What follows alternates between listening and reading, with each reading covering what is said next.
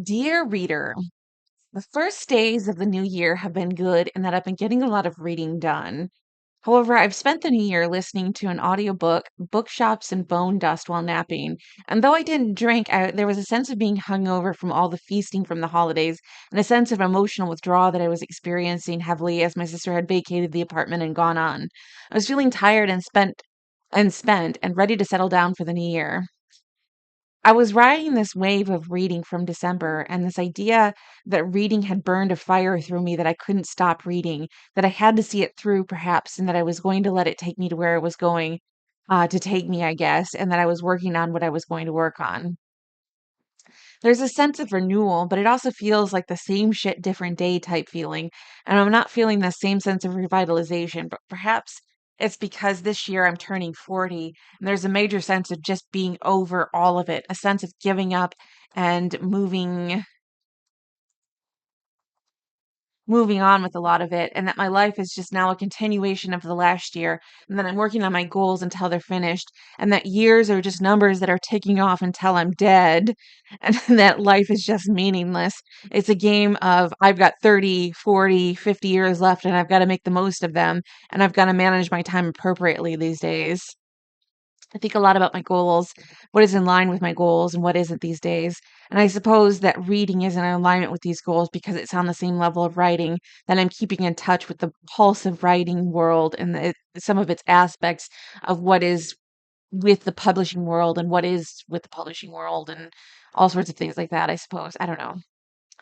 Anyway, that's not to say that I'm not endlessly curious about things that don't matter or that because I have a rock tumbler that I'm playing with and I rented a keyboard, so I'm playing with music and things like that.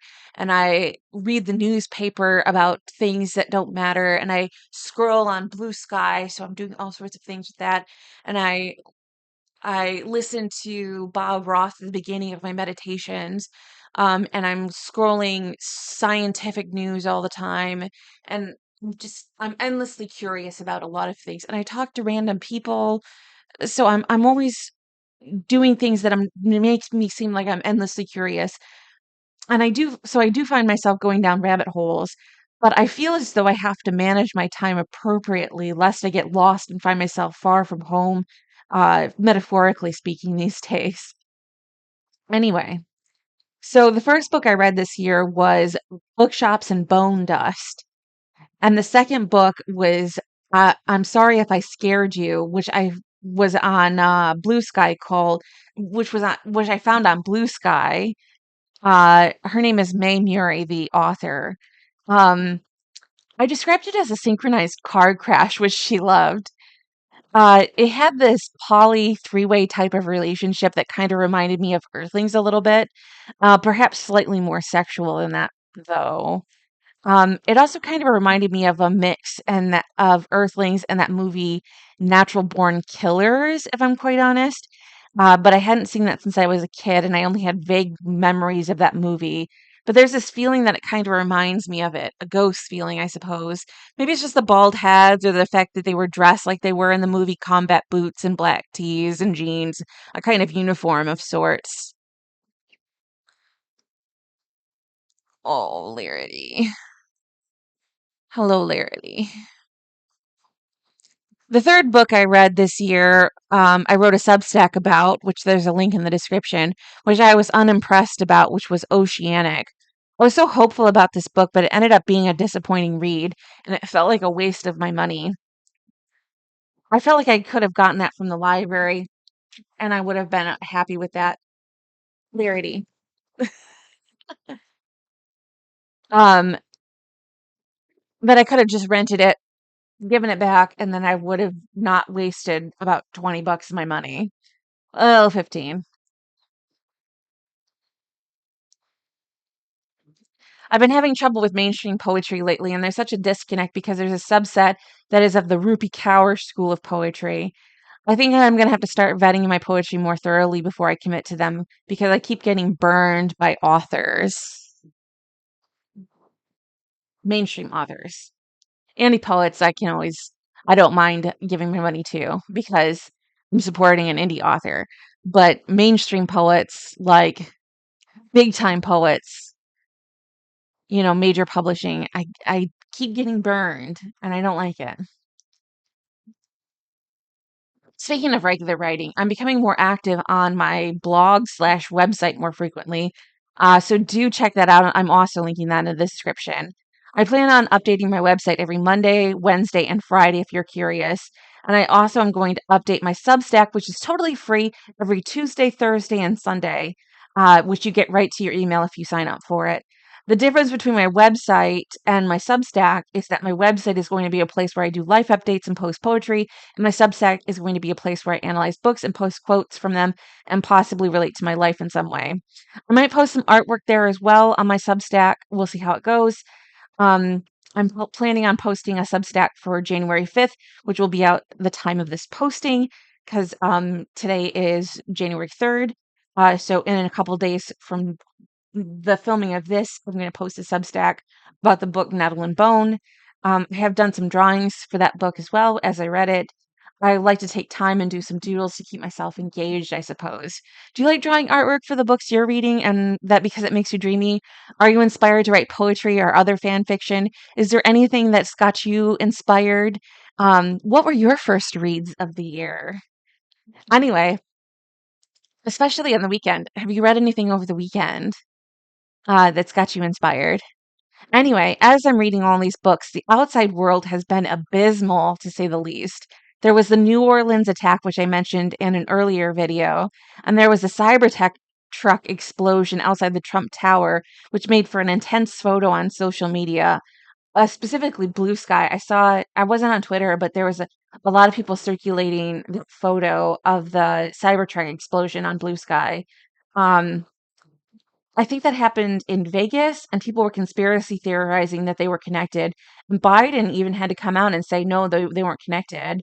But to me, they didn't even seem like connected events. So it was weird that people were theorizing that they were, or that they were coordinated in some way, which they didn't seem like it to me. So I wasn't sure why people were thinking that. I don't know. I wasn't really that invested in the whole thing as it was. Perhaps it was because I was still recovering and in a holiday stupor.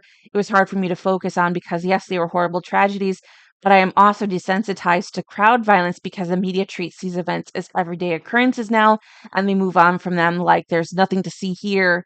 And I've lost my ability to feel because there's a new mass shooting or some kind of horrible event like this in the crowd, and the government refuses to take people's guns away, and there's nothing I can do except hide in my house and be afraid of the maddening crowd.